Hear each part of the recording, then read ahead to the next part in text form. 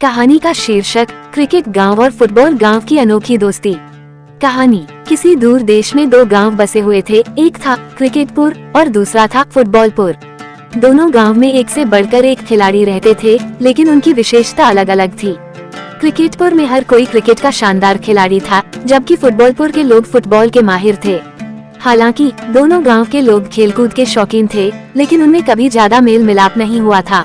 अध्याय 1, क्रिकेटपुर की चुनौती। एक दिन क्रिकेटपुर के कुछ खिलाड़ियों ने फुटबॉलपुर के लोगों से कहा, हम लोग पूरे क्षेत्र के सबसे अच्छे खिलाड़ी हैं। हमारा खेल सभी खेलों से बेहतर है। फुटबॉलपुर के लोग इसे सुनकर हंस पड़े और बोले, हम फुटबॉल में इतने माहिर हैं कि कोई भी खेल हमसे बेहतर नहीं हो सकता। इसके बाद दोनों गांव के लोग अपने अपने खेल को श्रेष्ठ साबित करने के लिए बहस करने लगे। अध्याय 2, फुटबॉलपुर का फुटबॉल महोत्सव। फुटबॉलपुर में एक दिन फुटबॉल महोत्सव का आयोजन किया गया, जिसमें सभी लोग शामिल हुए और फुटबॉल के अनोखे खेल दिखाए। गांव के बच्चों से लेकर बुजुर्गों तक सभी ने फुटबॉल खेला। क्रिकेटपुर के कुछ लोग ये देखने आए, लेकिन उन्हें फुटबॉल का खेल उतना समझ नहीं आया और उन्हें लगा कि ये उनके क्रिकेट जितना रोचक नहीं है। अध्याय 3, क्रिकेटपुर का क्रिकेट महोत्सव।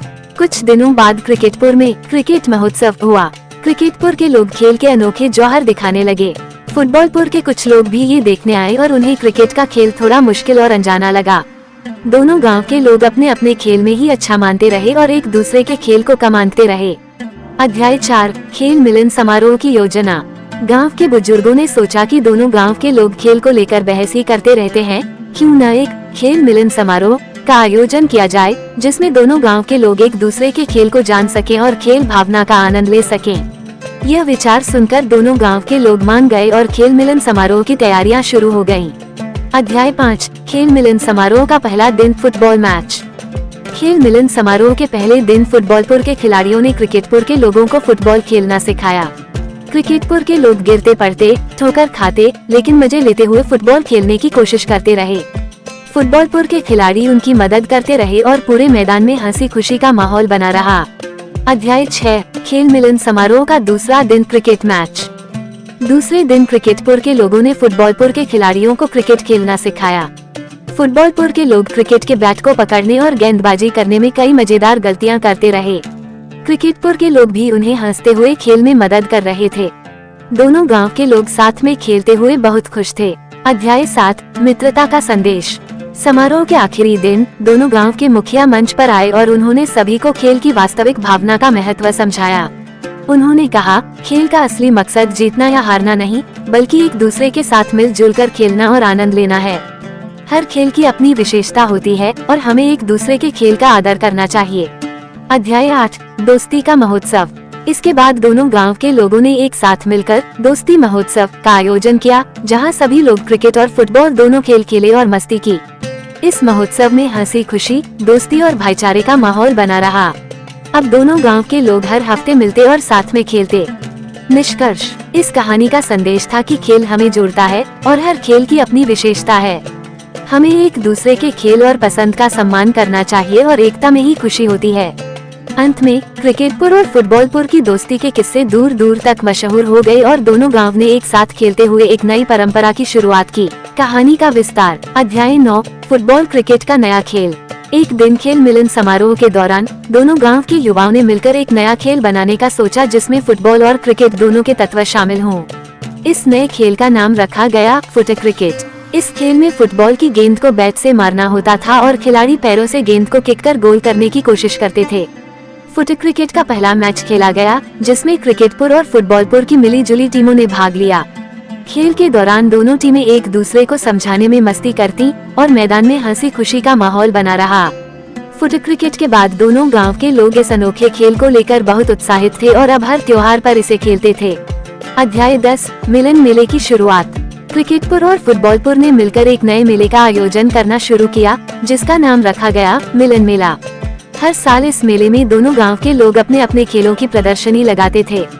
फुटबॉलपुर के लोग फुटबॉल से जुड़े करतब दिखाते और क्रिकेटपुर के लोग क्रिकेट से जुड़े अद्भुत कैच और बल्लेबाजी के हुनर दिखाते। मेले में खाने पीने के स्टॉल, हंसी खुशी के खेल और सांस्कृतिक कार्यक्रम होते। मेले का मुख्य आकर्षण फुट क्रिकेट मैच होता था, जिसे देखने के लिए आसपास के गांव के लोग भी आते थे। इस मेले ने दोनों गांवों को और भी करीब ला दिया और उनके बीच की दोस्ती और गहरी हो गई। अध्याय 11 फुटबॉलपुर का नया खिलाड़ी। एक दिन फुटबॉलपुर में एक नया खिलाड़ी आया जिसका नाम था चीकू। वो पहले क्रिकेटपुर का रहने वाला था, लेकिन उसे फुटबॉल का भी बहुत शौक था। उसने फुटबॉलपुर के खिलाड़ियों के साथ खेलना शुरू किया और जल्दी ही फुटबॉलपुर के लोगों का दिल जीत लिया। चीकू ने दोनों गांवों के लोगों को बताया कि चाहे कोई भी खेल हो, असली मजा खेल में दोस्ती और टीम भावना का होता है। चीकू की बातों ने दोनों गांवों के लोगों को सोचने पर मजबूर कर दिया और उन्होंने तय किया कि वे एक साथ मिलकर एक नई टीम बनाएंगे जिसमें दोनों गांवों के लोग खेल सकेंगे। इस नई टीम का नाम रखा गया क्रिकेट फुट टीम। अध्याय 12 मित्रता का प्रतीक क्रिकेट फुट मैदान। दोनों गांव के मुखियाओं ने मिलकर एक नया मैदान बनवाया जिसका नाम रखा गया क्रिकेट फुट मैदान। इस मैदान पर हर हफ्ते क्रिकेट और फुटबॉल दोनों के मैच होते और दोनों गांव के लोग इसमें भाग लेते। यहाँ पर खेल से ज्यादा खेल के माध्यम से दोस्ती और प्रेम को बढ़ावा दिया जाता था। अब क्रिकेटपुर और फुटबॉलपुर के लोग एक परिवार की तरह हो गए थे और जब भी कोई कठिनाई आती तो वे एक दूसरे की मदद के लिए हमेशा तैयार रहते। अध्याय 13 एकता का संदेश। समय के साथ दोनों गांवों की ये दोस्ती बाकी गांवों के लिए एक मिसाल बन गई। अब आसपास के गांव भी एकता और मिलजुल कर खेलकूद के आयोजनों का हिस्सा बनने लगे। इस कहानी का संदेश दूर दूर तक फैल गया कि खेल केवल जीतने का माध्यम नहीं, बल्कि एक दूसरे को समझने और अपनाने का भी एक जरिया है। कहानी का अंतिम संदेश। खेलों का असली उद्देश्य जीतना या हारना नहीं, बल्कि दोस्ती, सहयोग और टीम भावना को बढ़ावा देना है। हर खेल में मजा तब आता है जब उसे मिलजुल कर खेला जाए और एक दूसरे की ताकतों का सम्मान किया जाए। इस प्रकार क्रिकेटपुर और फुटबॉलपुर की ये दोस्ती खेल और मस्ती की मिसाल बन गई, जो आने वाली पीढ़ियों के लिए एक प्रेरणा का स्रोत बनी। अध्याय 14 क्रिकेटपुर में फुटबॉल लीग का आयोजन। क्रिकेटपुर के लोगों को अब फुटबॉल में भी दिलचस्पी होने लगी थी, इसलिए उन्होंने अपने गांव में पहली बार एक फुटबॉल लीग का आयोजन किया। फुटबॉलपुर के लोग उन्हें खेल सिखाने आए और लीग का हिस्सा बने। इस लीग में क्रिकेटपुर के लोगों ने भी अपनी नई सीखी हुई फुटबॉल की तकनीकों का प्रदर्शन किया। खेल के दौरान मजेदार पल आए जब क्रिकेटपुर के खिलाड़ी गेंद को हाथ से पकड़ने की कोशिश करते और फुटबॉलपुर के लोग उन्हें याद दिलाते कि फुटबॉल में हाथ का इस्तेमाल नहीं होता। ये लीग क्रिकेटपुर और फुटबॉलपुर के बीच के रिश्ते को और मजबूत बनाने का एक खास मौका बन गया। अब क्रिकेटपुर के लोग भी फुटबॉल को अपना खेल मानने लगे थे और हर साल फुटबॉल लीग का आयोजन एक परंपरा बन गई। अध्याय 15 फुटबॉलपुर में क्रिकेट प्रीमियर लीग। दूसरी ओर फुटबॉलपुर के लोग भी क्रिकेट को अपनाने लगे थे। उन्होंने क्रिकेट प्रीमियर लीग का आयोजन किया जिसमें क्रिकेटपुर के अनुभवी खिलाड़ियों ने उन्हें सहयोग दिया। खेल के दौरान हास्यपूर्ण स्थितियां बनी, जैसे कि फुटबॉलपुर के खिलाड़ी बल्ले की बजाय गेंद को लात मारने की कोशिश करते या बॉलिंग के दौरान हाथ का इस्तेमाल करने की जगह पैर उठाने लगते। फुटबॉलपुर के लोग क्रिकेट खेलकर आनंद लेते हुए ये समझने लगे कि हर खेल की अपनी अलग मजेदार चुनौतियां होती हैं। अब फुटबॉलपुर के लोग भी क्रिकेट खेल को पसंद करने लगे थे और उनके गांव में क्रिकेट का उत्सव हर साल आयोजित होने लगा। अध्याय 16 फुट क्रिकेट महामुकाबला। अब दोनों गांव के लोग एक सालाना फुट क्रिकेट महामुकाबला का आयोजन करने लगे। इस खेल में क्रिकेट और फुटबॉल के तत्वों को मिलाया गया था।